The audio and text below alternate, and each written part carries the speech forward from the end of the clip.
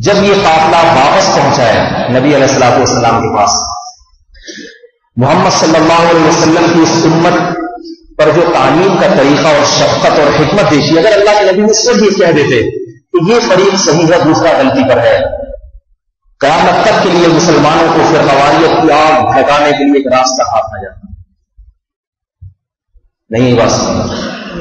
حالانکہ ممکن ہے اللہ کے نبی کو معلوم ہو کہ کس نے صحیح کیا اور کس نے غلط کیا، میری بات کا مطلب کیا تھا اور یہ کیا سمجھے، آپ تو جانتے تھے نا، لیکن آپ نے اظہار نہیں کیا، یہ بھی نہیں بتایا کہ یہ صحیح تھا یہ غلط، یہ نہیں میری بات صحیح سمجھی اور آپ نے غلط سمجھی، یہ بھی خاموش رہے۔ اور نبی کی خاموشی نبی کا بیان ہوتا ہے، نبی کسی عمل کو دیکھ کے خاموش ہو جائیں، تمام محدثین کا اتفاق ہے خاموشی اس بات کی دلیل ہے کہ نبی اس عمل پہ راضی ہے، اس اختلاف پہ بھی راضی ہے نبی۔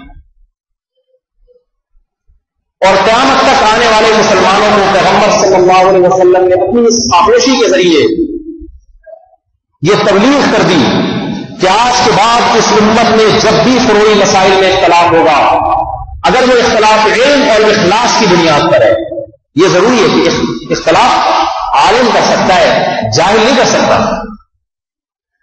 آتا واتا کچھ نہیں ہے، ایک حدیث لے کے آ گئے اور علماء سے بحث کر رہے ہیں، لکل فن الرجال، ہر فن کے اہل ہوا کرتے ہیں، اختلاف علمی بنیادوں پر ہو، نمبر 2 اخلاص کی بنیادوں پر، مقصد اللہ رسول کی اتباع ہو، ایسا بھی اختلاف کیوں نہ ہو جائے، امت میں دونوں طرح کے قابل قبول ہیں اور دونوں جنتی ہیں، اور یہ ان 73 فرقوں میں شامل نہیں ہے جس پر حدیث میں وعید ہے۔ آج جو بھی آئے نا کوئی رفع الدین کر رہا ہو نہیں کر رہا اور حدیث میں 73 فرقے بنیں گے، ایک جنتی، میں جو ہاتھ اٹھا کے نماز پڑھ رہا ہوں میں جنتی ہوں، جو ٹانگیں چوڑی کر کے یا پتلی کر کے پڑھ رہے ہو ان 72 میں داخل ہے۔ جس آدمی کو بیوقوف کو اس حدیث کا مطلب نہ آتا ہو، وہ مجتہد بنا بیٹھا ہو اور لوگوں کو برخلا رہا ہو۔ اور حیرت کی بات ہے کہ آج جتنے فرقے پھیلائے جاتے ہیں قرآن و حدیث کا لیبل لگا کے، قرآن حدیث کے عنوان سے، اور اس سے مزید تعجب کی بات یہ اتحاد کے عنوان سے اختلاف پھیلایا جاتا ہے۔ میرے پاس ایک صاحب آ گئے اور کہنے لگے، میں اس وقت بچہ تھا، پہلا سال تھا میرا مدرسے میں، مجھے آتا واتا نہیں تھا، نہ حدیث پڑھی تھی نہ کوئی عربی گرامر پڑھی تھی، وہ شروع ہی کیا تھا ایک صاحب پہنچ گیا، کیونکہ دیکھا دین پہ آ رہا ہے تو اس کو ادھر فرقواریت پہ لے جاؤ۔ کہنے لگے حضرت کو نہیں کام ہو گیا، اس کا بچہ تھا، وہ صاحب حضرت سے میرے اتنی بڑی داڑھی ہوئی تھی۔ اب دیکھو ان کو چاہیے تھا ایک بچہ نوجوان کھڑا چھاٹ دین کی طرف آیا تو اس کو نماز روزے کی تلقین کریں، ابا اماں کی اتباع کی تلقین کریں، بیٹا ابا سے اچھی طرح سے بات کیا کرو، اماں کا کہنا مانا کرو، ماؤں کے قدموں کے لیے جنت ہے، نماز پابندی سے پڑھا کرو، ایسی باتیں کرنی چاہیے۔ کیا خیال ہے بیٹا چوری بری چیز ہوتی ہے، بیٹا جس مدرسے میں تم پڑھ رہے ہو علم دین حاصل کر رہے ہو، پور شوق رغبت کے ساتھ حاصل کرنا، یہ باتیں سمجھاتے ہمارے دل میں عقیدت محبت پیدا ہوتی ماشاءاللہ۔ لیکن سمجھاتے کہ اتنی بڑی داڑھی، سر پہ ٹوپی، کسی بے دین آدمی نے مجھے اس قسم کی بات نہیں سمجھائی۔ وہ آدمی جس کی اتنی بڑی داڑھی اور سر پہ ٹوپی اور نمازی پرہیزگار، محراب کا نشان ماتھے پہ، وہ آ کے مجھے کیا سمجھا رہے، اتنے سے بچے کو ورگلا رہا ہے۔ کہہ رہے یہ جو آپ کے علماء ابو حنیفہ کی اتباع کرتے ہیں یہ جائز ہے؟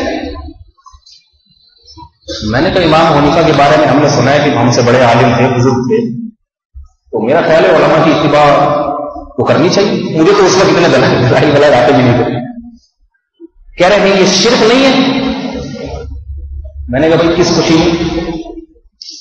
پھر دیکھو اس سے تو امت میں اختلاف پیدا ہو رہا ہے، 4 فرقے بن گئے، حنفی، شافعی، مالکی، حنبلی، اور شاید میرا خیال اہل حدیث کا بھی نام لیا کہ 5 بن گئے۔ وہ ان کا بھی ایک اپنا اصول ہے، کچھ وہ تکلیف تو نہیں کرتے مگر کچھ اپنے اصول ضابطے ان کے علیحدہ سے مانتے، وہ بھی قرآن حدیث سے ان کا مقصد بھی کوئی قرآن حدیث کی مخالفت نہیں ہوتی۔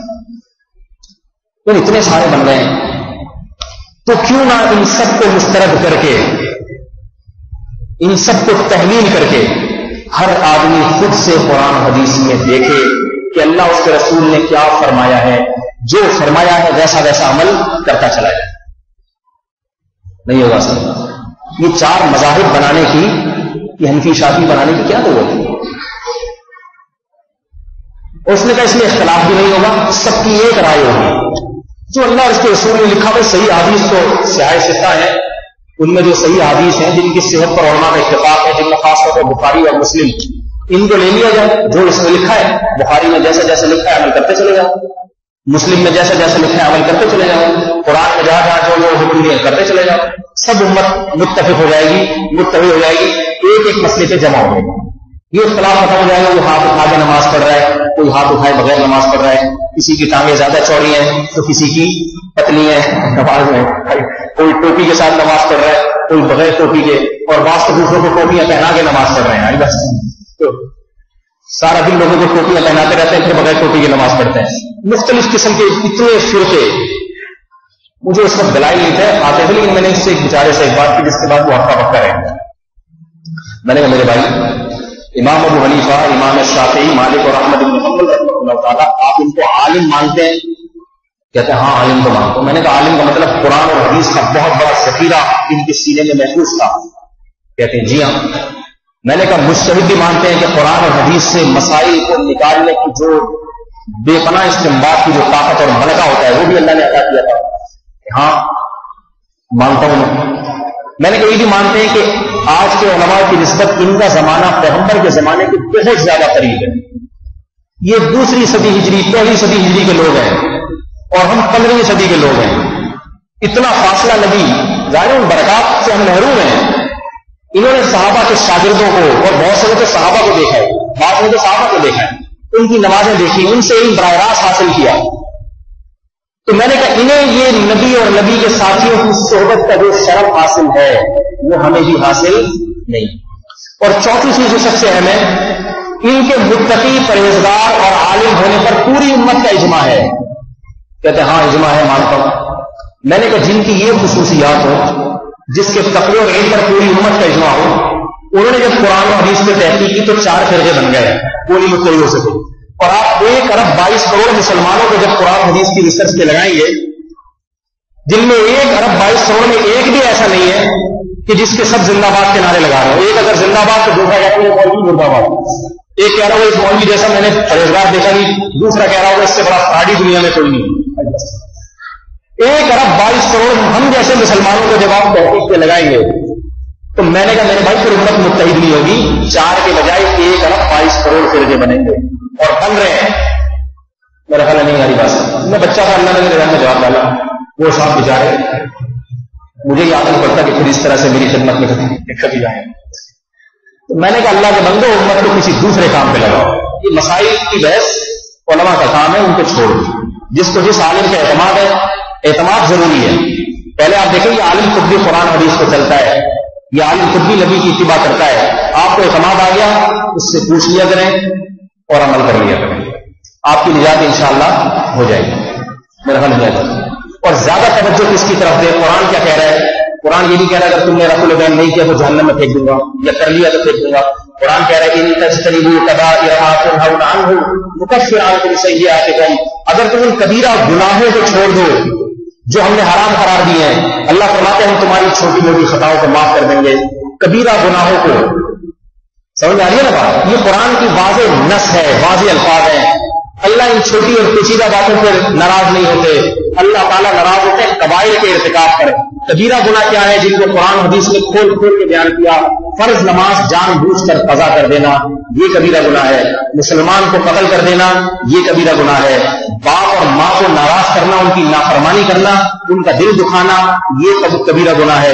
रिश्तेदारी को तोड़ना, खूनी रिश्तों को, भाई और बहन के रिश्ते टूटते आज हमारे माशरे में, कोई जोड़ने वाला नहीं है, ये कबीरा गुनाह है। विरासत के माल को खा जाना, बाप का इंतकाल हुआ, बहन की विरासत गसब कर गया, छोटे नाबालिग बच्चे उनकी विरासत पी गया, ये कबीरा गुनाह है। कुरान कह रहा है इन्नल्लज़ीना याकुलूना अमवालल यतामा इन्नमा याकुलूना फी बुतूनिहिम नारा, जो नाबालिग बच्चों का माल खाते हैं, उनकी विरासत खाते हैं, हकीकत में अपने पेट में आग के अंगारे दाखिल कर रहे हैं, आग के अंगारे दाखिल कर रहे हैं। दाढ़ी मुंडाना कटाना, ये कबीरा गुनाह है। सूद खाना, ये कबीरा गुनाह है।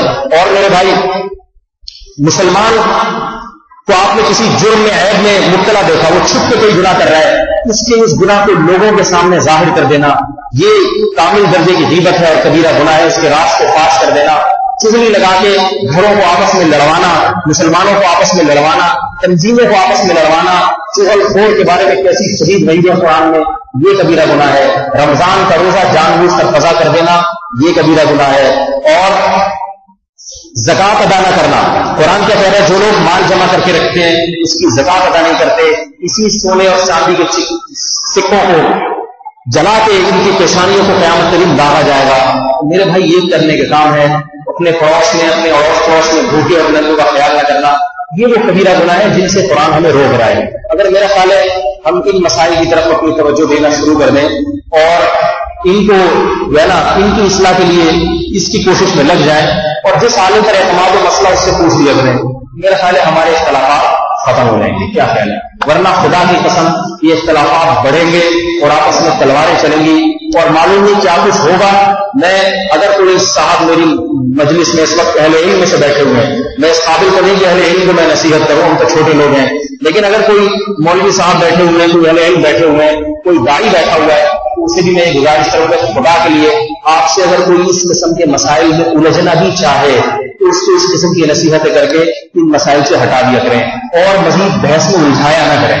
تو آپ یوں کرنا بابو نہیں یوں ہے، یوں ہے تو آپ کہتے تمہیں تو پتہ ہی کچھ نہیں، وہ بیوقوف احمق قسم کے لوگ. ایسا نہیں ہوتا بلکہ ایسے وہ لگ جاتا ہے ایک لا حاصل بحث سے. اللہ تعالیٰ ہمیں اس قوالیت کی لعنت سے نجات عطا فرمائے. تو میں کہتا ہوں کہ دین پر آنا چاہتا ہے، شیطان پھر انہیں بھی غیر ضروری مسائل میں الجھا کے اس کے دین کو برباد کرتا ہے. اسے پتا ہے اس نے زنا کو چھوڑ دیا ہے، اس نے شراب کو چھوڑ دیا ہے، نمازی بن گیا ہے، اب اسے پھر قوالیت کی آگ میں الجھاؤ. یہ اپنی نماز کو نماز سمجھے، باقی تمام مسلمانوں میں جتنے نمازی ہیں کسی کا اکرام نہ کرے. ہر ایک تیری فتح لگاتا رہے، صرف میری ہوتی ہے تیری تو ہوتی نہیں ہے، تو جتنی مرضی پڑھتا رہے. آئے گا سمجھ؟ صرف میری زکات اللہ کے قبول ہے. یہ سارے مولوی غلط ہیں، یہ سارے 2 نمبر مولوی ہیں. آئے گا سمجھ؟ یہ جتنے فلاں مسجد کے نمازی مجھے پتا ہے کتنے آج کل ایسی بات ہے نوجوان کو میں دیکھتا ہوں، صرف نماز پڑھ رہے ہوں گے، دوسرے کی نمازوں کو غلط قرار دے رہے ہوں گے. یہ عجب ہے، خود پسندی ہے. اللہ کو خود پسندی پسند نہیں. اللہ کہتا ہے تواضع اختیار کرو، تواضع. دیکھو جتنے پیغمبروں کی دعوت ہے، دعائیں ہیں قرآن نے نقل کی ہیں، جتنے اہل اللہ کی دعوت کو نقل کیا وہ کیا کہتے ہیں؟ اے اللہ تو ہمیں مسلمانوں میں شامل کر لے. مسلمین میں کیا مطلب؟ تیرے پہلے سے نیک بندے ہیں، ایسے نہیں کہ میں واحد دنیا میں پہلا آدمی پیدا ہوا ہوں جو نیک ہوں. تیرے پہلے سے جو نیک بندے ہیں تو ان میں ان کی فہرست میں مجھے بھی شامل کر لیں. اس کا مطلب میں مانتا ہوں اور بھی ہیں میرے علاوہ. یہ جو میں خطبے میں اکثر دعا پڑھتا ہوں اللہم اہدنا فیمن ہدیت، یہ نبی کی سکھائی ہوئی دعا ہے. اس کا مطلب کیا ہے؟ اللہ تیرے جو دنیا میں بے شمار ہدایت یافتہ لوگ ہیں، اللہ والے ہیں، تو مجھے بھی ان میں شامل کر لیں. یہ نہیں کہ اللہ یہ تو سارے غلط ہیں، یہ جتنے ہدایت یافتہ لوگ سمجھے آ رہے ہیں 2 نمبر ہے سارے، صرف تو مجھے ہدایت کامل عاجل عطا فرما اور ان 2 نمبر لوگوں کے شر سے مجھے محفوظ فرما. یہ دعا پیغمبر نے سکھائی ہے. اللہم اہدنا فیمن ہدیت، اے اللہ تیرے اتنے سارے ہدایت یافتہ لوگوں میں سے مجھے بھی تو شامل کر لے. وعافنا فیمن عافیت، اتنے لوگوں کو تو نے گناہوں سے پاک زندگی عطا کی، آپ کو زندگی عطا کی ہے، اے اللہ مجھے بھی ان کا ایک ادنا فرد بنا لے. وتولنا فیمن تولیت، اے اللہ کتنے ولی ہیں تیرے دنیا میں، بہت ہے تیرے دنیا میں ولی، تیرے دوست. یہ نہیں کہ صرف بیماری میں ایک سنگ بنیاد رکھی گئی ہے، ان کے 4 آدمی جو ہے نا جماعت المسلمین کے یہ اولیاء اللہ ہے، باقی سارے دائرہ اسلام سے خارج ہیں، ایسا نہیں ہے. اے اللہ تیرے بہت سارے ولی دنیا میں موجود ہیں، تو مجھے بھی ان میں ایک ادنا فرد کے طور پہ شامل کر لے. ہمیشہ شمولیت کی دعا مانگی جا رہی ہے، بنیادیں رکھنے کی دعائیں نہیں مانگی جا رہی کہ اللہ کو ولایت کی بنیاد مجھ سے رکھوا لے، اسلام کی بنیاد مجھ سے رکھوا لے، توحید کی بنیاد مجھ سے رکھوا لے. توحید پرست پہلے سے بہت سارے موجود ہیں، تو مجھے بھی ان توحید پرستوں میں شامل کرنا. اتفاق سکھایا جا رہا ہے، دوسرے کے بارے میں یہ جذبہ سکھایا جا رہا ہے کہ تمہارے علاوہ تم سے اچھے بہت ہیں، تم ان کا ایک ادنا فرد اگر بن گئے تم کامیاب ہو جاؤ گے. ان کو غلط قرار دے کر اپنے آپ کو صحیح قرار دینا، اس سے تم ناکام ہو جاؤ گے. اللہ تعالیٰ ہمیں آپس میں محبت و الفت کی توفیق عطا فرمائے اور ہمیں کبائر کبیرہ گناہوں سے بچنے کی توفیق عطا فرمائے اور ان کبیرہ گناہوں سے بچا کے اللہ تعالیٰ ہمیں جنت الفردوس کا وارث بنائے اور حقیقی کامیابی عطا فرمائے. سبحانک اللہم و بحمدک، اشہد ان لا الہ الا انت، استغفرک و اتوب